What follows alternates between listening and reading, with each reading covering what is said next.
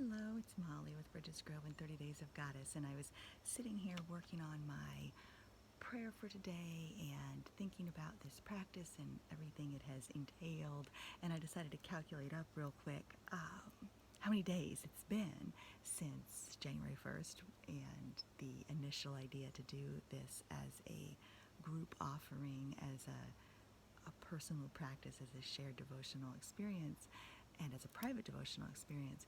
And I realized it's day 200 today, so it felt like I couldn't leave that day without acknowledgement.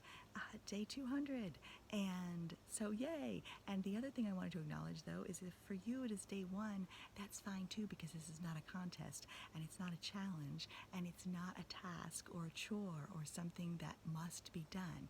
It is about creating, building, and sustaining nourishing goddess-centered practices that touch your heart, that reach your life, and that create a container for your own devotion. And so someone on my Patreon, is patreon.com/bridgesgrove, someone on my Patreon recently described the 30 Days of Goddess prayer books and the practice of using them to be like a portable tiny temple, is what she said.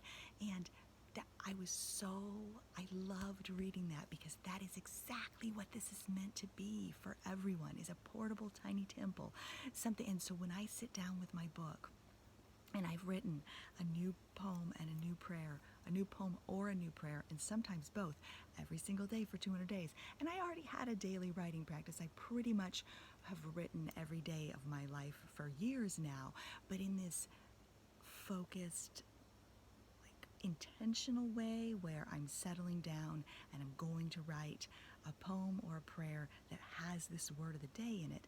That is relatively new for me to be doing in this 200-day kind of way, where, and I've said to Mark multiple times, I haven't missed a day in 160 days, 170 days, 180 days. I'm not about to start now. I'm not going to miss it now.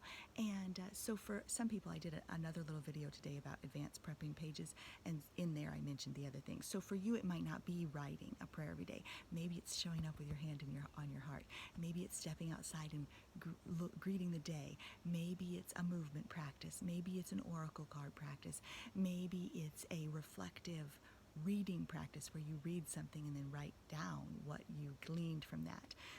Maybe it is a daily walk. Maybe it's reading a daily prayer. You don't have to write a daily prayer in order to offer a daily prayer. You might offer a daily prayer.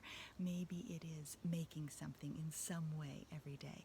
But whatever it is that you are doing, I urge you to celebrate that showing up, that commitment, and that practice for yourself. So anyway, 30 Days of Goddess is not about performance or pleasing or doing it right. It's about building your own portable tiny temple. And that's what I was going to say about my book, is that I feel like, so some things feel like chores to me, and you can get wrapped up in, oh, now I have to do this again. I never want it to feel that way. Oh, now I have to do this. Oh no. And certainly not, I hope I'm not going to disappoint Molly if I don't do this, because you will not disappoint me, because this isn't about me. And so, but for me, it's like a homecoming. I settled down with my book and I opened up, and it's like, time to exhale, time to be here, time to be present. Because in a way, it's become a symbol or a representation of, how I want to feel, how I want to move through the world, what I want to give myself, what I want to offer, what I want for, and what I want for everyone, So I settle down with the book, and it's like I'm home again. I've returned to center. So in that way, the book is this portable tiny temple, something you can take with you anywhere and be a home base, be a return, and so to me, 30 Days of Goddess is like a symbol. It's a metaphor. It's a container.